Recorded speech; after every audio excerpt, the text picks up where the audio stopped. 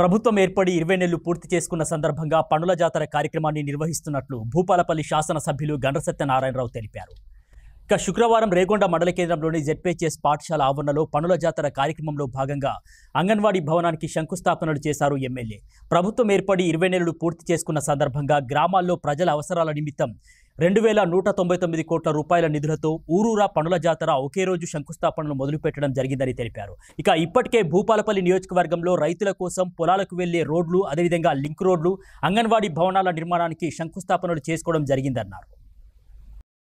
1,20,00,000 రూపాయలతో అదేవిధంగా ఇక్కడ ఈ మండలంలో సుమారు 305 పనులను ఈ మండలంలో రాష్ట్ర వ్యాప్తంగా 2,199 కోట్ల రూపాయలతో 1,99,000 పనులకు ఈరోజు పనుల జాతర రాష్ట్ర వ్యాప్తంగా ఒకటే రోజు పనులు మొదలు పెట్టడం జరుగుతుంది.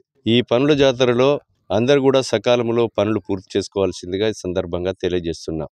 అదేవిధంగా ఈరోజు ఈ వర్షాకాలంతో నియోజకవర్గంలోని జిల్లా ప్రజలందరికీ కూడా విజ్ఞప్తి చేస్తున్నాం. మీ ఇంటి చుట్టూ పరిశుభ్రత పాటించండి. మీ గ్రామాల్లో, మీ వార్డులలో ఉన్నటువంటి మురికి నీరు ఉండకుండా పరిశుభ్రత పాటించి మీ ఇంటి చుట్టూ చెత్త ఉండకుండా చూసుకోండి.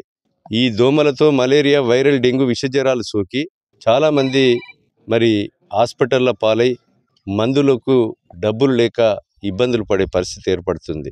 కనుక నేను ఒకటే కోరుతున్నా, పరిశుభ్రత పాటించినప్పుడు ఏ బీమార్ అనేది ఉండదు.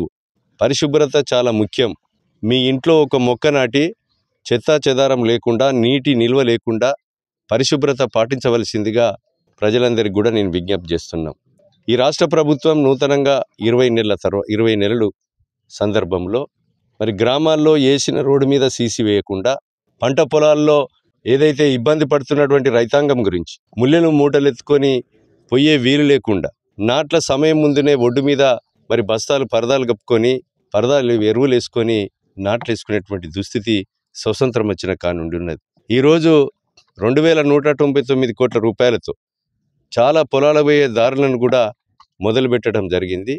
ఈ నియోజకవర్గంలో కూడా ఇంకా అవసరం ఉన్నటువంటి పొలాలకు పోయే దారులు, అదేవిధంగా వ్యవసాయ పనిముట్లు కానీ, ఎద్దులు పోవటానికి కానీ, మనుషులు పోవటానికి కానీ, రహదారి మీ పొలం తలాపు పోయేదాకా మట్టి మొరం పోసి అదేవిధంగా గ్రావెల్ రోడ్లను కూడా వేసే కార్యక్రమం ఈ ప్రభుత్వం తీసుకోవడం జరిగింది పనుల జాతరలో.